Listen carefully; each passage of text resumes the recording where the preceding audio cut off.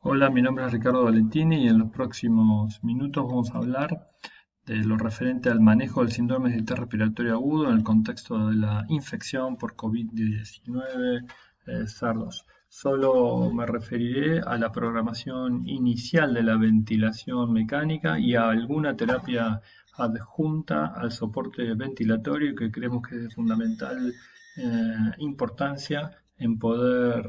mejorar la oxigenación de estos pacientes y el pronóstico de los mismos ante situaciones de falla respiratoria aguda severa que son comunes en esta patología.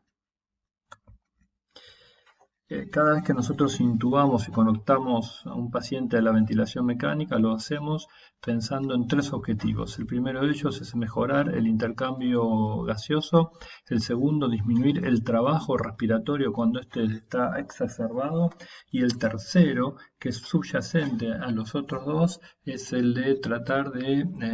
minimizar la injuria inducida por la ventilación mecánica, que es lo que denominamos como BILI. En términos de oxigenación arterial, el objetivo debe ser obtener un valor de presión arterial de oxígeno de 60 a 80 milímetros de mercurio, lo que representa una saturación de 90 a 94%.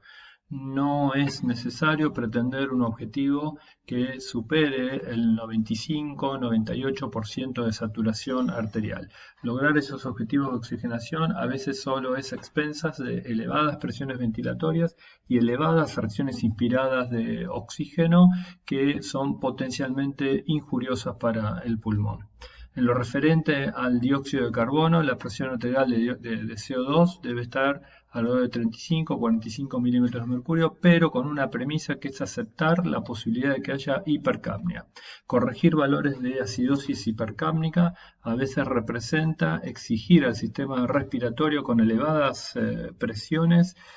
y eso no es beneficioso y termina produciendo injuria inducida por la ventilación mecánica. Los valores de acidosis hipercápnica que podemos tolerar están alrededor de 7,25, 7,29, 7,30 de pH. Solo hay tres condiciones en que debemos evitar la acidosis hipercápnica y es una de ellas cuando la insuficiencia respiratoria coexiste con hipertensión endocraniana, la segunda en el escenario de hipertensión pulmonar definida severa y la tercera en condiciones de arritmia ventriculares complejas. Estas tres condiciones empeoran en el escenario de acidosis hipercápnica. En lo referente a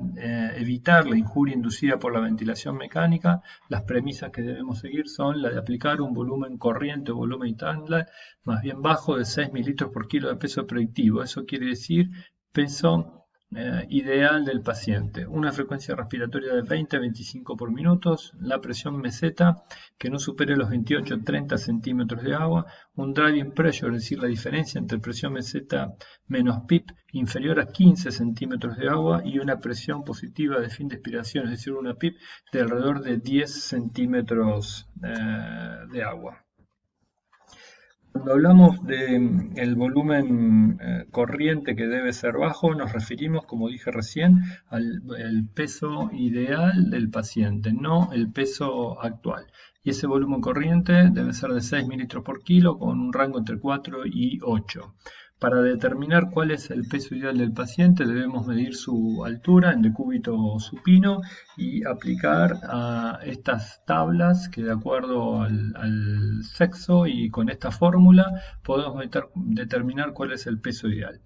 Si no queremos aplicar la fórmula, tenemos estas tablas en donde en base a la altura en centímetros y el sexo podemos saber cuál es el peso predicho o peso ideal del paciente y a partir de ahí determinar el volumen corriente. Por ejemplo, si una mujer tiene 160 centímetros de talla, le corresponden 52 kilos de peso ideal, es decir, alrededor de 300 mililitros. Si no queremos aplicar la fórmula, no disponemos en el momento que conectamos al paciente a la ventilación mecánica de esta tabla, debemos recordar que para un varón el volumen corriente inicial debe estar entre 400, 430, 450 mililitros y en una mujer entre 300 y 350 mililitros. En lo referente a la presión de dióxido de carbono, debemos recordar que los pacientes con síndrome de estrés respiratorio agudo suelen tener altos requerimientos ventilatorios. Y como ven ustedes acá, estos son diferentes trial clínicos de estrés respiratorios, en los cuales los volúmenes minutos en la mayoría de ellos superaban los 10 litros por minuto. Para poder alcanzar estos elevados valores de volumen minuto respiratorio, se necesita aplicar frecuencias respiratorias más bien elevadas, no aumentar el volumen corriente, sino la frecuencia respiratoria, y por eso hemos dicho que la frecuencia respiratoria inicial debe estar entre 20 y 25 por minuto. Como la constante de tiempo, es decir, la velocidad con que el pulmón se insufla o el pulmón se vacía, están muy bajas en estos pacientes, es decir, su pulmón se vacía rápido, es por eso que podemos tolerar frecuencias respiratorias elevadas sin que haya atrapamiento aéreo y por lo tanto autopip. Un elemento muy significativo para considerar es tener presente cómo es fisiológicamente la curva de eliminación de la CO2 en función de la ventilación alveolar, que tiene esta forma curvilínea. Y fíjense ustedes lo interesante que a altos valores de PCO2, pequeños aumentos de la ventilación alveolar que se logran aumentando la frecuencia respiratoria en algunos ciclos por minuto, producen un gran impacto en disminución de la presión arterial de dióxido de carbono. Esto es una maniobra muy importante, aumentar 2, 3 por minuto la frecuencia respiratoria tiene un impacto significativo en una reducción de la presión arterial de dióxido de carbono cuando ésta está elevada. Si la presión de dióxido de carbono está elevada a pesar del ajuste necesario en la frecuencia respiratoria, que muchas veces llega hasta 30 por minuto en estos pacientes, debemos considerar retirar el HME, es decir, el filtro o el humidificador artificial que tiene el paciente en el circuito y cambiarlo por un humidificador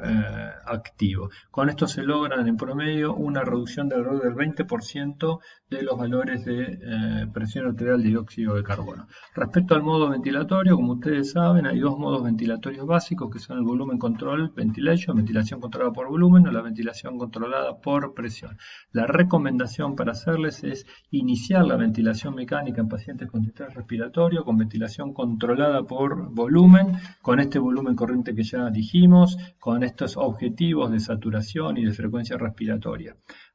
Cuando vamos a utilizar volumen control, debemos también determinar qué patrón de flujo inspiratorio le vamos a aplicar al paciente. El flujo inspiratorio que recomendamos es en una onda cuadrada o cuadrática, es decir, flujo inspiratorio constante con un tiempo inspiratorio de 0,7-0,9 segundos, que es lo que permite una adecuada ventilación alveolar y favorece el clearance de CO2, sobre todo al aplicar un tiempo de meseta o de retardo o retraso inspiratorio de al menos 0,3 segundos. En lo referente al disparo del respirador, es la señal del trigger inspiratorio, recomendamos un trigger de flujo de 3 litros por minuto. ¿Por qué la recomendación está basada en la ventilación controlada por volumen y no en la ventilación controlada por presión? Porque si el paciente está en un modo asistido, como vemos acá, esta es la curva de presión en función del tiempo, esta es la curva de flujo en función del tiempo y esta es la curva de presión esofágica obtenida a través de un balón esofágica. Vemos esta deflexión negativa al inicio de la inspiración y de la insuflación del volumen corriente dentro del circuito respiratorio del paciente.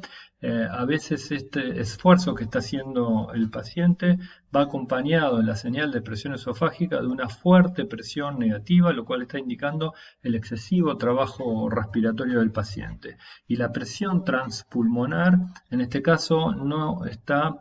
inferida por el valor de presión alcanzada en el límite de la presión de la ventilación controlada por presión, sino por el gradiente de presión que hay entre la deflexión máxima de la curva del balón exofágico y la presión inspiratoria. Es decir, nosotros podemos tener una presión inspiratoria impresione protectora, por ejemplo, de 25 centímetros de agua. Hemos dicho que hay que tratar de no superar los 28. Si tuviéramos 25, uno podría decir, bueno, ok, estamos aplicando una ventilación protectora. Sin embargo, cuando la respiración es asistida, este gradiente de presión hace que las presiones transpulmonares a veces son muy elevadas y por lo tanto injuriosas para el pulmón del paciente.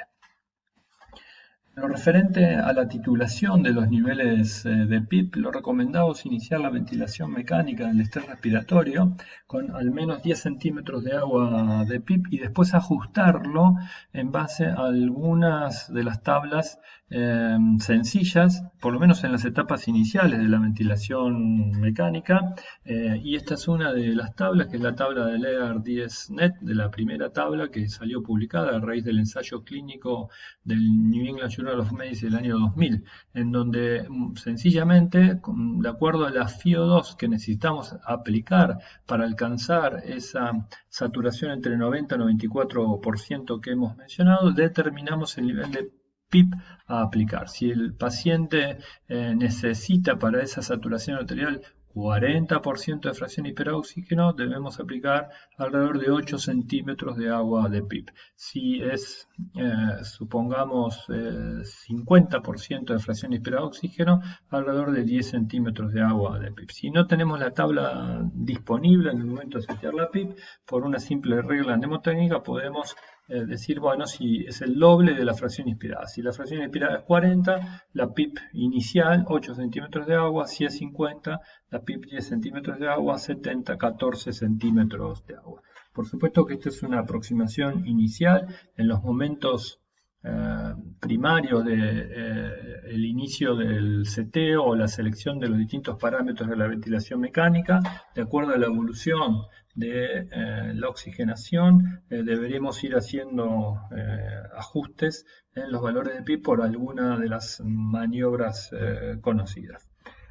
No cabe duda, después de los últimos trabajos multicéntricos de cúbito prono, especialmente el trabajo multicéntrico francés de Claude-Guérin, que la ventilación en posición prona es beneficiosa no solo para mejorar parámetros de oxigenación arterial, caída de la presión arterial de dióxido de carbono y mejoría de las presiones ventilatorias, sino también tiene impacto en una mejoría significativa de la mortalidad de los pacientes con distrés respiratorio. Y esto no es la excepción en los pacientes que tienen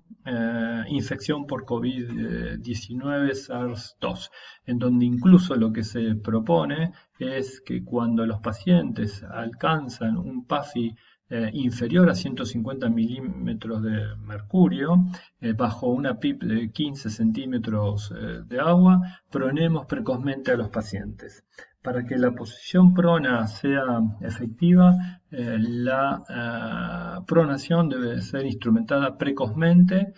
sostenida en el tiempo, eso quiere decir por al menos 16 horas por día. Si el paciente puede tolerar la posición prona y no es necesario reubicar al paciente para hacer alguna maniobra de cuidado de catéteres, acomodar el tubo orotraqueal, y lo podemos dejar 24 horas, serán 24 horas por día. También debemos tener presente que para poner a un paciente en posición prona se requieren al menos 4 operadores, aunque es también posible que 3 operadores con mucho expertise podrían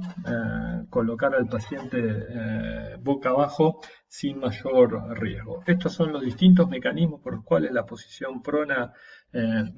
mejora las condiciones fisiopatológicas del distrés respiratorio.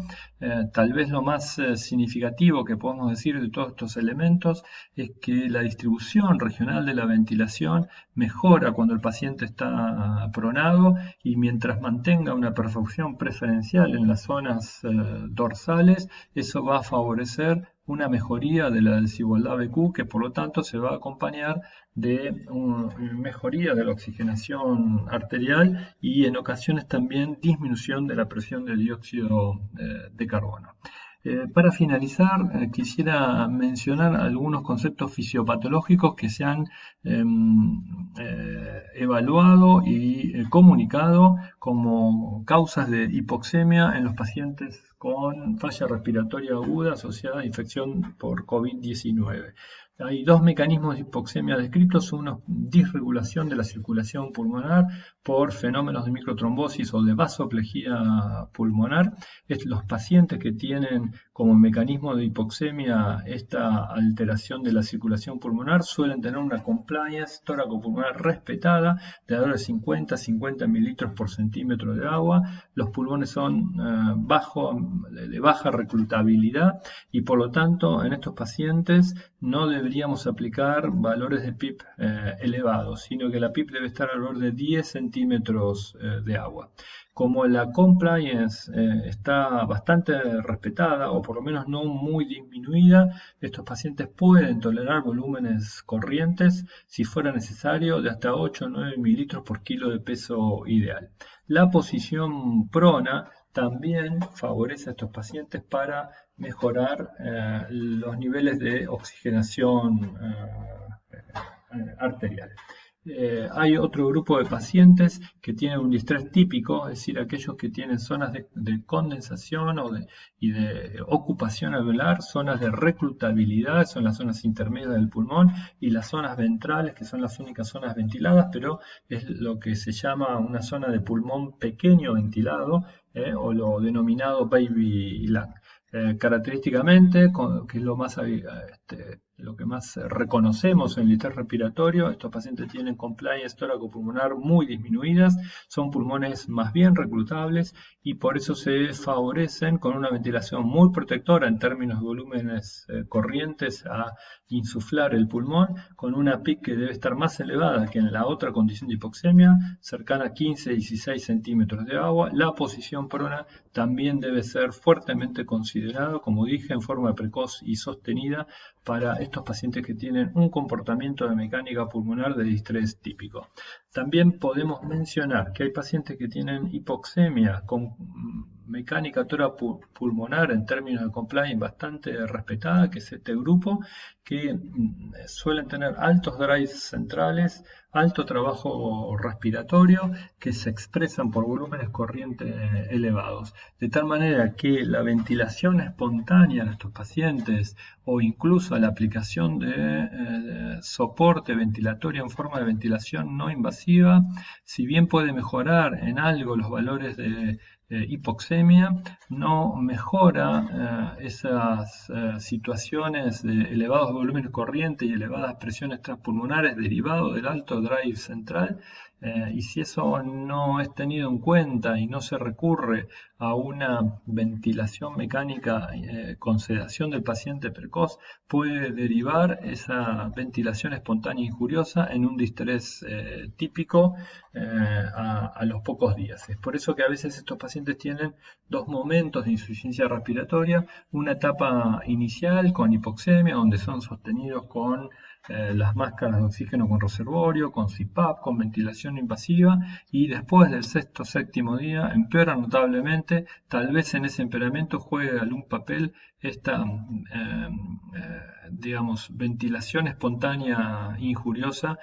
por el alto drive central que termina en un distrés típico. Para finalizar, estas son las recomendaciones de programación inicial de la ventilación mecánica en los pacientes con distrés respiratorio secundario a infección por COVID-19. Modo ventilatorio, como dije recién, volumen control con un flujo inspiratorio constante, un tiempo de inspiratorio de 0,7 a 0,9 segundos, tiempo en meseta, es decir, retardo inspiratorio de 0,3 segundos o algo menos que eso, un trigger inspiratorio de 3 litros por minuto, la frecuencia respiratoria de 20 a 25 y que incluso puede ser elevada de acuerdo a los valores de presión arterial de CO2 hasta 30 por minuto, la PIP inicialmente en 10 centímetros de agua, si es un distrés típico por una baja compliance tóraco-pulmonar, la PIP la podremos llegar a situar en alrededor de 15-16 centímetros de agua, la fracción inspirada de oxígeno, la necesaria para alcanzar una saturación 90-94%, como dije, no es necesario que estén con saturaciones superiores a estos valores, una presión meseta que no supere los 28-30 centímetros de agua, y el otro componente de protección de la injuria inducida por la ventilación mecánica, que es el driving pressure, que debe ser inferior a 15 centímetros de agua. Muchas gracias.